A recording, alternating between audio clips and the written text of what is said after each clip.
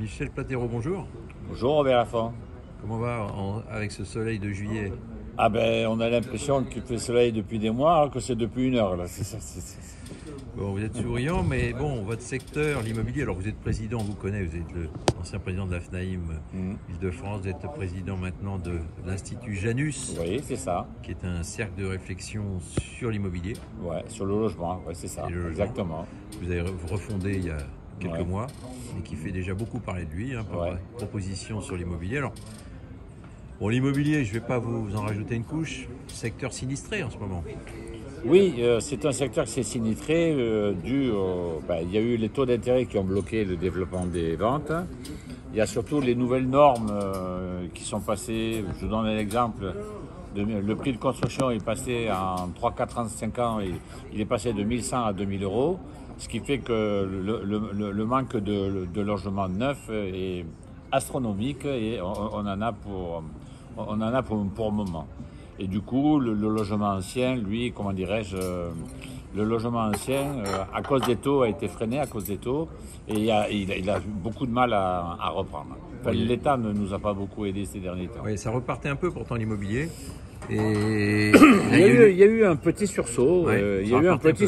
Ça fait un moment. Ouais. Je pense d'ailleurs qu'après une longue crise avec un manque de vente important, ça va repartir. Ça va faire augmenter le prix de l'ancien à terme parce que tous les logements neufs qui étaient invendus, ou presque, ont été rachetés par la Caisse de dépôt et de consignation ou à des offices HLM, d'une part. Et donc, automatiquement, on va manquer énormément de logements neufs pour le commun des mortels. Je ne parle pas des logements sociaux. Et surtout, il y a le problème des étudiants. Il y a des propositions, mais les politiques sont aveugles, ils ont les oreilles bouchées, ils écoutent pas ce qu'on leur propose. On se souvient de vos propositions sur l'IFI et votre proposition d'exonérer de l'IFI les biens qui sont remis en location. Exactement, voilà. Ça je ne comprends pas, il n'y a pas que ça. Aujourd'hui, il faut construire, il y a des moyens. Je parle des étudiants à titre d'exemple. Aujourd'hui, on manque énormément de logements étudiants, alors qu'on ne peut plus. Aujourd'hui, vous avez un studio à Paris, le prix moyen, c'est 900 euros. Bordeaux, Lille, Marseille, Toulouse, tout ça, c'est entre 500 et 600 euros. Et vous savez que l'État donne des aides pour le logement étudiant, il donne entre 25 et 40%. Moi, je dis, comme on manque de logements, il faudrait construire des logements étudiants en bordure de l'océan Atlantique, dans des stations balnéaires qui sont vides et en bordure de la mer Méditerranée. Une station que je connais bien, c'est Cap d'Agde, un titre d'exemple. Il y a 2 aéroports à moins de 40 km, les mêmes 25 et 35. Et le TGV. Il y a le terrain. Nîmes. Tous les logements sont vides du 1er septembre au 30 juin. Nîmes, Garon et Montpellier-Fréjol. Voilà. Alors vous dites, ça c'est audacieux, ça, comme proposition de... Ça, je vous explique. Il faudrait construire une annexe de l'université de Montpellier, ou une université tout court, d'accord, qui serait autofinancée à 100% par l'économie des aides qu'on donne ailleurs. Quand vous avez un loyer de 900 euros à Paris, si l'État donne 40% d'aide sociale, c'est de 25 à 40, 4 fois, ça fait 360 euros par mois. Vous vous rendez compte? Par des millions. Donc, elle ne coûterait rien, l'université.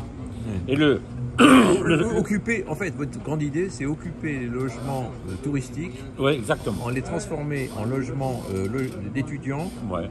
Ça s'appelle un bail mobilité ou bail étudiant. C'est une très très bonne idée, ça. Voilà. Et on pourrait le faire donc au Cap d'Agde, mais partout.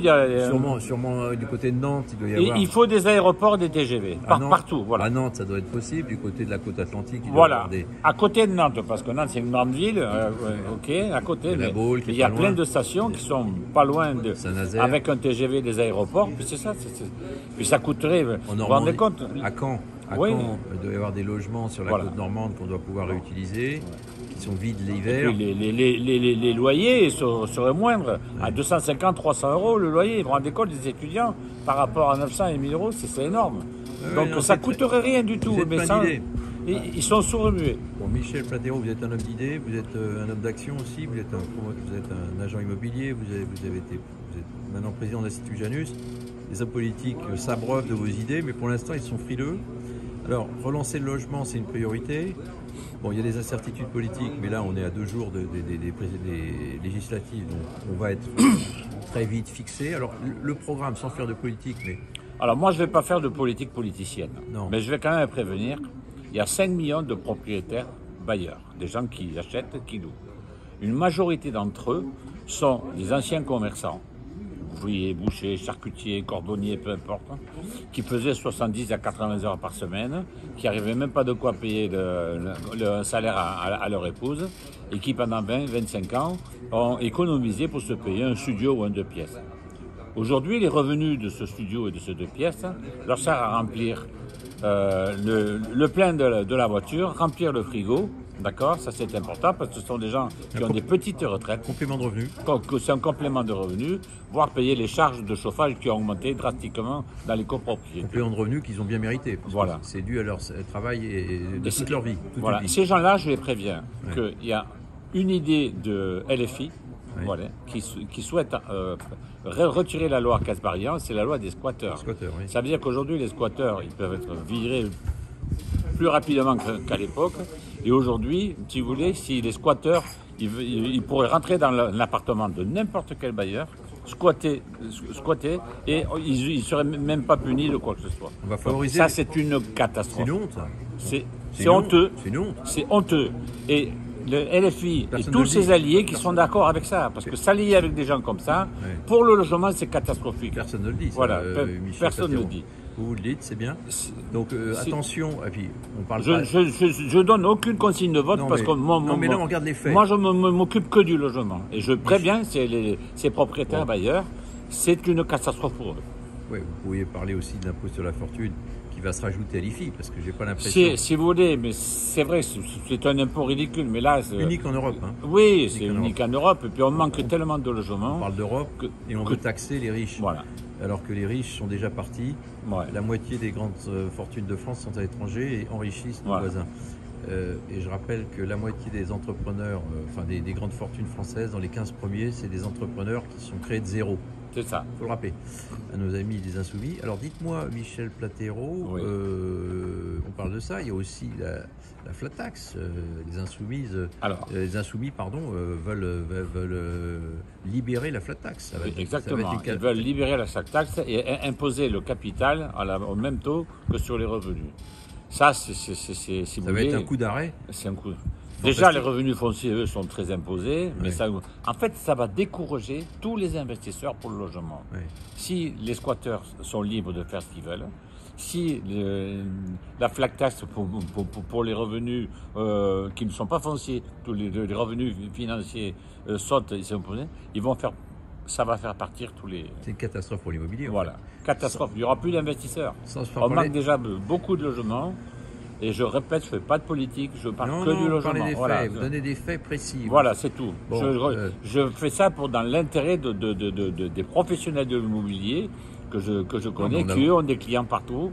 Voilà, il y a 30 000 agents immobiliers qui ont des milliers et des milliers, des dizaines de milliers de clients.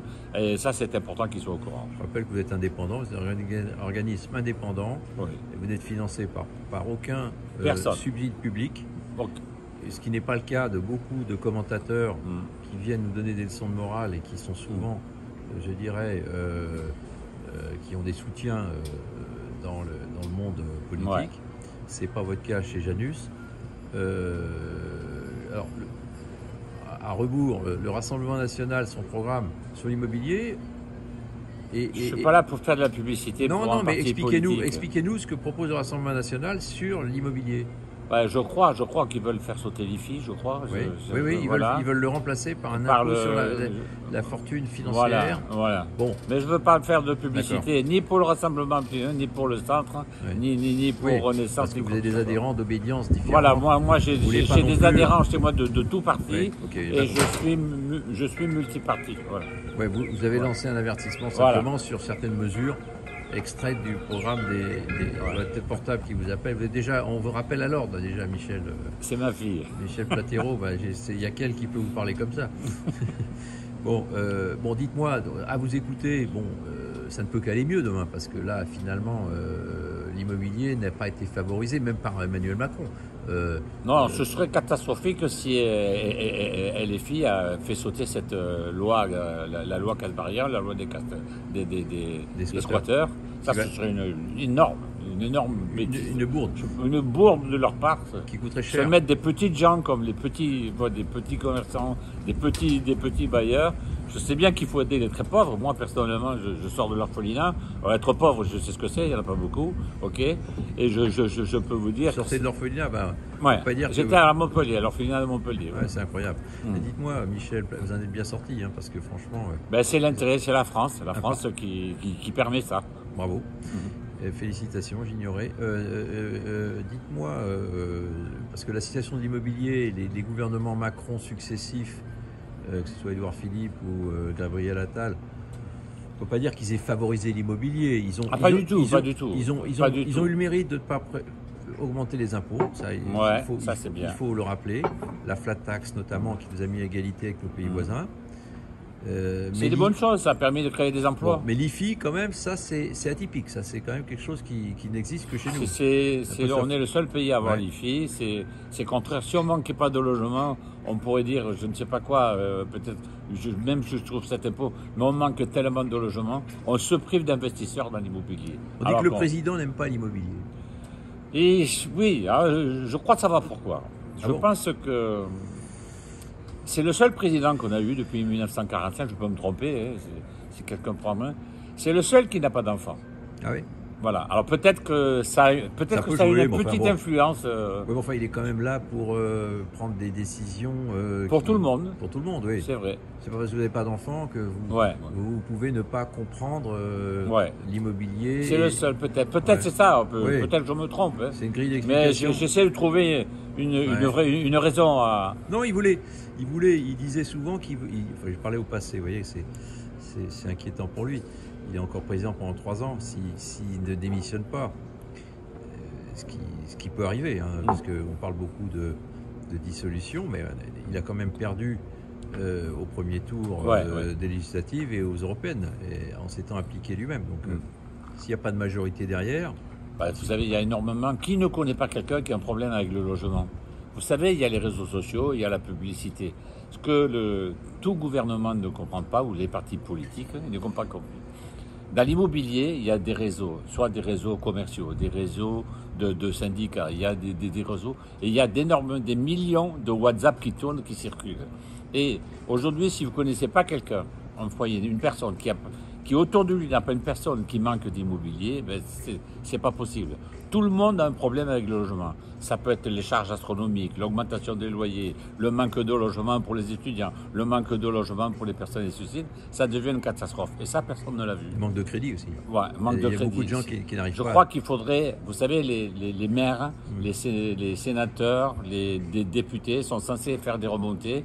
Je crois qu'il manque un ministère de remontée du terrain. Voilà. Ah ouais, c'est une bonne idée encore, vous avez. Bon, Michel, on va attendre le résultat de ces élections en espérant qu'il sorte quand même une majorité de redressement. C'est quand même l'intérêt de tous. Et puis, vous allez continuer à jouer un rôle important dans la prise de conscience sur les mesures à prendre sur l'immobilier. Il y a des mesures de bon sens à prendre. Voilà, c'est ça. Et on se revoit la semaine prochaine, peut-être. On se revoit sûrement la semaine prochaine, si vous n'êtes pas parti en vacances. Mais... Non, vous êtes là encore au mois de juillet, je crois. Avant de rejoindre votre Méditerranée préférée. Là. Ouais, merci. Merci côté d'Agde et de Béziers, me dit-on.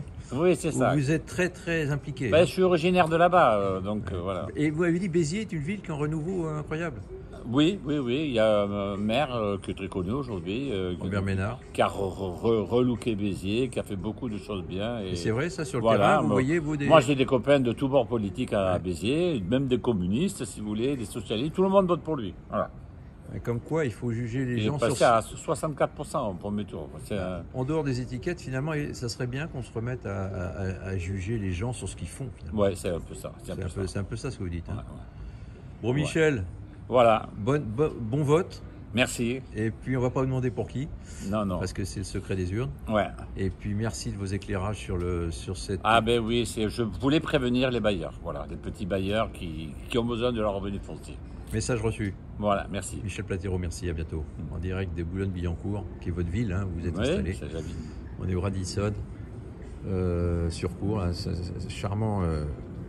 Avec une vigne. Charmante terrasse. Oui, ça vous rappelle le Languedoc. Exactement. Vos vignobles préférés. Voilà, merci. Merci.